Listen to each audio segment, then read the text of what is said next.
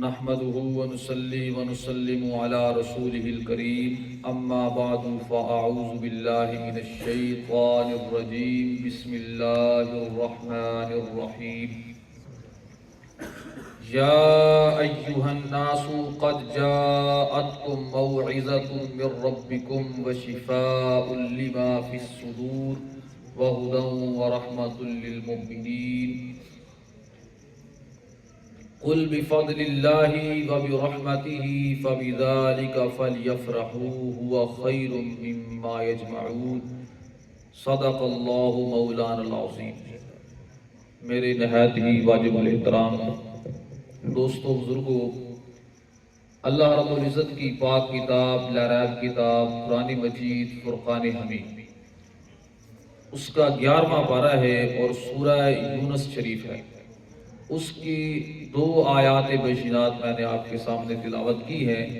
چند منٹ کی گفتگو ہوگی انشاءاللہ العزیز، بہت لطف آئے گا اور بڑے ہی ایمان افروز گفتگو ہوگی۔ کیوں نہ ایمان کو بڑھانے والی گفتگو ہو جب قرآن مجید فرقان حمید کا بیان ہو۔ اس لیے اللہ پاک خود سورہ انفال کے اندر ارشاد فرماتا ہے انما المؤمنون الذین اذا ذکر اللہ وجلت قلوبهم، فرمایا کہ مومن تو بس وہ ہیں، مومن تو بس وہ ہیں کہ جب ان کے سامنے اللہ کا ذکر کیا جائے تو ان کے دل کانپ جاتے ہیں، یہ اللہ پاک کے خوف کے ساتھ ان کے دل کانپ جاتے ہیں۔ وَإِذَا تُلِيَتْ عَلَيْهِمْ آيَاتُهُ زَادَتْهُمْ إِيمَانًا، اور جب ان کے سامنے اللہ کی آیتوں کی تلاوت کی جائے تو ان کے ایمان کو اور بڑھا دیتی ہے، یعنی ایمان میں اضافہ کر دیتی ہے، ایمان کو تازہ کر دیتی ہے۔ وَعَلَىٰ رَبِّهِمْ يَتَوَكَّلُونَ، اور وہ اپنے رب پہ ہی بھروسہ کرنے والے ہیں۔ عزیزان گرامی قدر، آج کی رات 27ویں رمضان المبارک کی رات ہے اور بہت زیادہ امید ہے کہ آج کی رات ہی لیلۃ القدر کی رات بھی ہوگی۔ لیلۃ القدر کا معنی ہے عزت والی رات۔ اس رات کو اللہ پاک نے عزت عطا فرمائی اور اس رات کو اللہ پاک نے 1000 مہینوں سے افضل قرار دیا۔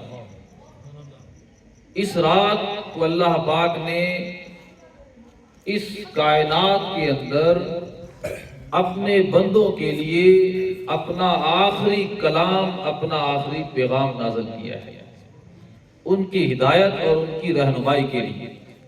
اس لیے یہ رات بڑی عظمت والی ہے۔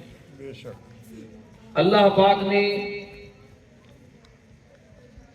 سورہ دخان میں ارشاد فرمایا حامیم والکتاب المبین، فرمایا کہ روشن کتاب کی قسم ہے، بے شک ہم نے اس روشن قرآن کو، اس قرآن مجید کو ایک برکت والی رات میں نازل کیا ہے، اور ہم ڈرانے والے ہیں۔ وہ برکت والی رات وہ رات ہے جس میں ہر حکمت والے امر کا فیصلہ ہماری جانب سے صادر کیا جاتا ہے۔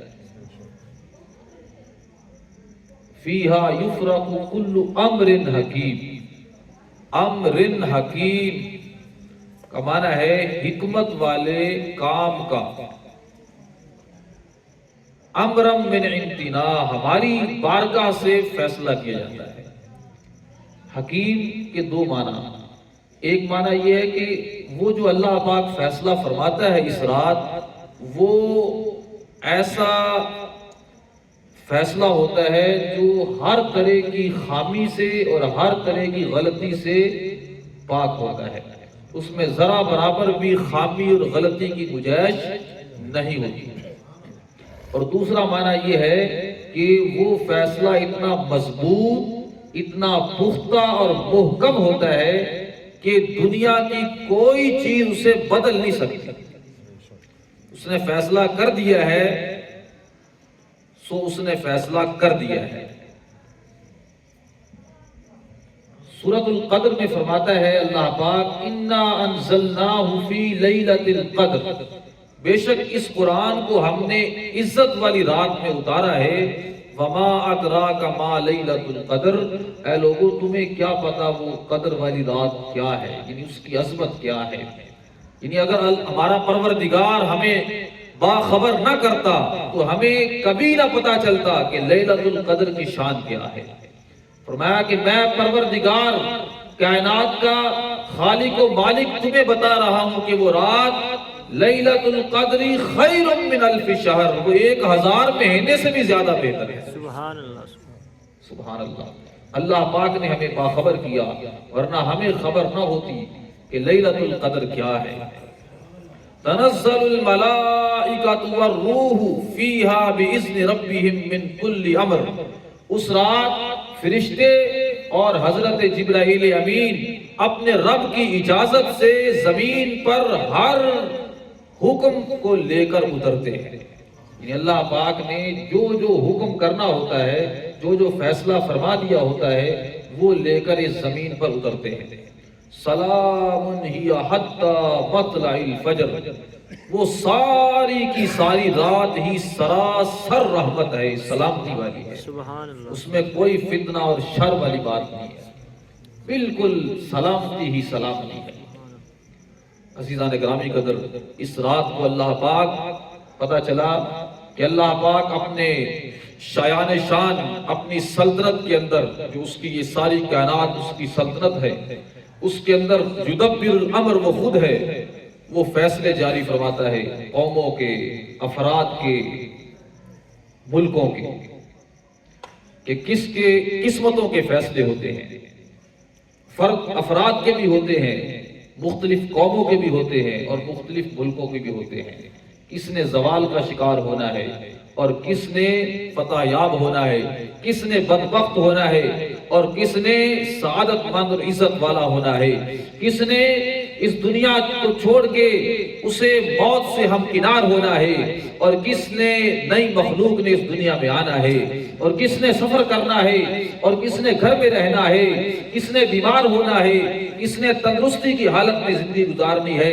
یہ سارے فیصلے پورے سال کے اللہ پاک اس رات کو فرما دیتا ہے۔ عزیزان گرامی قدر، یہاں میں ایک بات نقطہ کلیئر کرتا جاؤں۔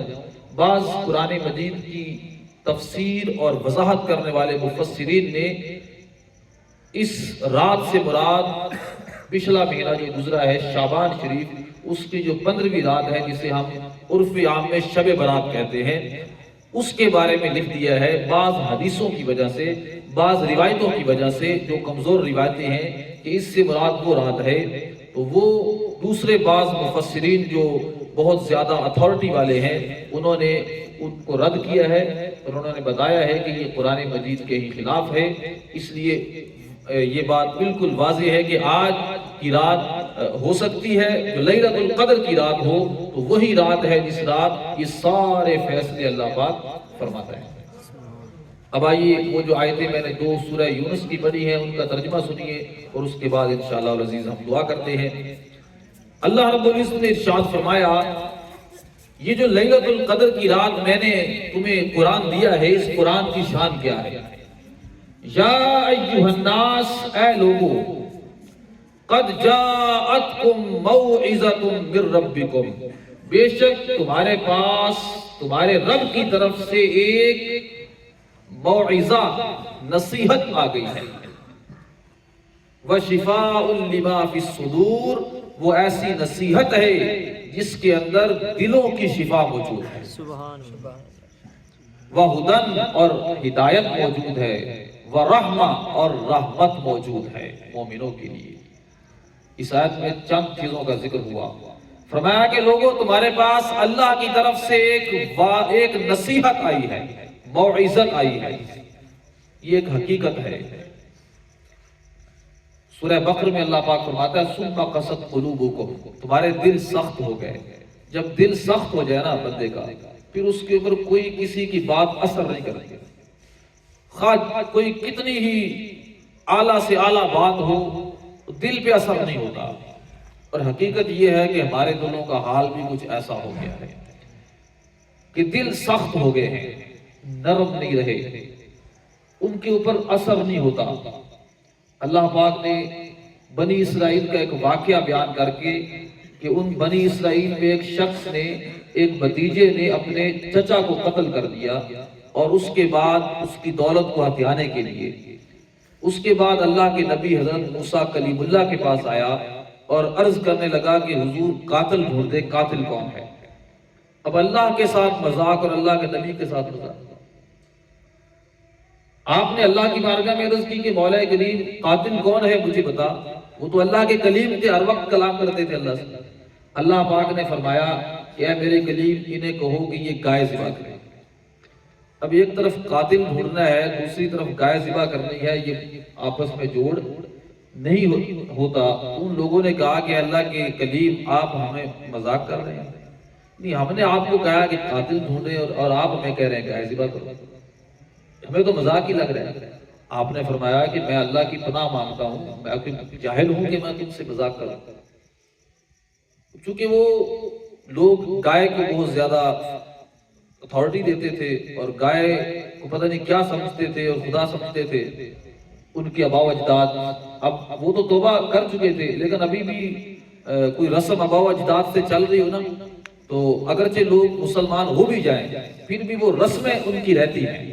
جیسے ہمارے ہاں دیکھ لیں، ہندوستان اور پاکستان الگ ہوا لیکن وہ رسمیں جو ہیں وہ اسی طرح چل رہی ہیں۔ تو اللہ پاک نے انہیں حکم اس لیے دیا کہ گائے ذبح کرو، تاکہ وہ گائے کی جو عظمت ہے، عزت ہے، وہ دل کے اندر نہ رہے۔ گائے ذبح کرو۔ تو انہوں نے عجیب و غریب سوال کیے گائے کے بارے میں، بہرحال آخر کار انہوں نے ذبح کر ڈالی۔ ذبح کرنے کے بعد اللہ پاک نے فرمایا فَقُلْ نَضْرِبُوهُ بِبَعْضِهَا، فرمایا کہ اس کا ایک ٹکڑا ایک گوشت کا لے لو اور اس مردے کو لگاؤ۔ انہوں نے اس مردہ گائے کا ایک ٹکڑا اس مردے کو لگایا تو وہ زندہ ہو گیا اللہ کے واسطے۔ اب جب وہ زندہ ہو گیا تو اس نے بتایا کہ میرا قاتل کون ہے۔ اب مجھے بتایا کہ ہمارے سامنے اللہ پاک ایک مرے ہوئے شخص کو جسے ہم نے خود ہی قتل کیا ہو اور اس کے قاتل کو ڈھونڈ رہے ہوں، اللہ پاک اسے زندہ فرما دے تو ہمارے دلوں پہ کتنا اثر ہو۔ یعنی ہمارے دل نرم ہو جانے چاہیے، پھٹ جانے چاہیے اس وقت یہ سارا منظر دیکھ کے کہ اللہ پاک نے اس شخص کو زندہ کر دیا ہے اور اس نے بتایا کہ میرا قاتل کون ہے۔ لیکن بجائے اس کے کہ ان کے دل نرم ہوتے، اللہ پاک نے فرمایا ثم قست قلوبکم، پھر تمہارے دل سخت ہو گئے، بالکل پتھر کی طرح ہو گئے۔ اور فرمایا کہ بعض پتھر ایسے بھی ہیں جو اللہ کے خوف سے گر جاتے ہیں اور بعض ایسے ہیں جو پھٹ جاتے ہیں اور ان سے نہریں جاری ہو جاتی ہیں۔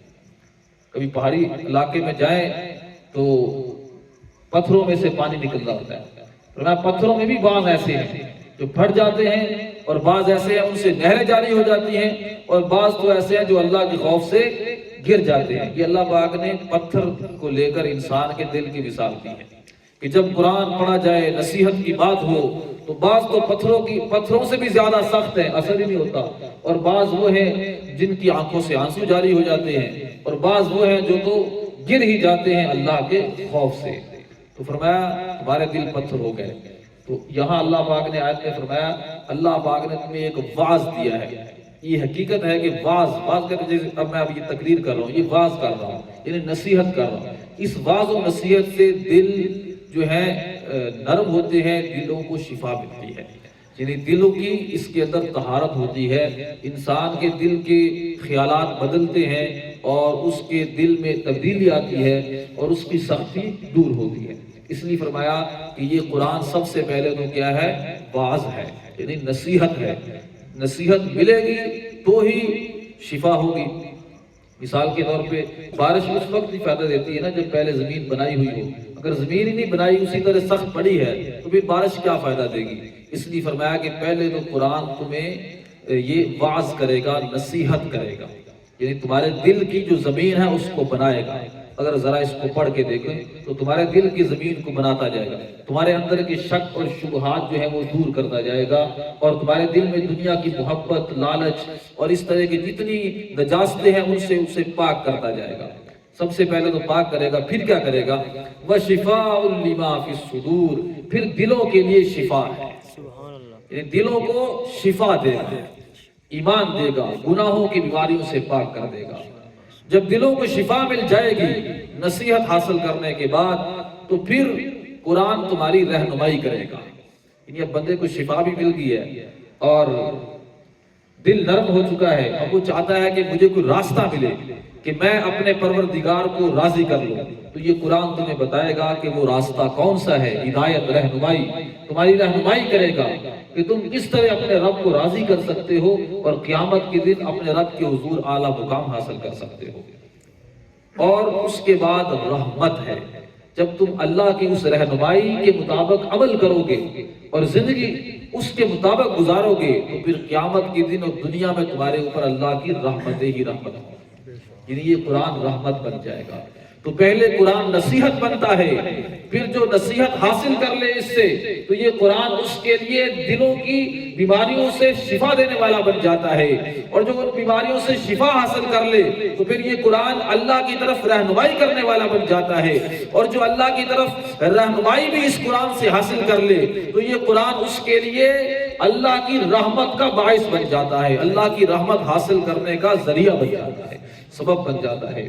اور فرمایا کہ یہ قرآن ہم نے تمہیں عطا کیا ہے، لوگو یہ قرآن ایسی نعمت ہے کہ اس نعمت کے اوپر تمہارا رب یہ تمہیں حکم دے رہا ہے، قُلْ بِفَضْلِ اللَّهِ وَبِرَحْمَتِهِ، محبوب انہیں کہہ دو کہ اپنے رب کی اس رحمت کے اوپر اور اپنے رب کے اس فضل کے اوپر کہ تمہیں اس نے قرآن عطا کیا ہے اور قرآن والا محمد مصطفیٰ عطا کیا ہے، فَبِذَلِكَ فَلْيَفْرَحُوا، چاہیے کہ تم اس کے اوپر خوشی مناؤ۔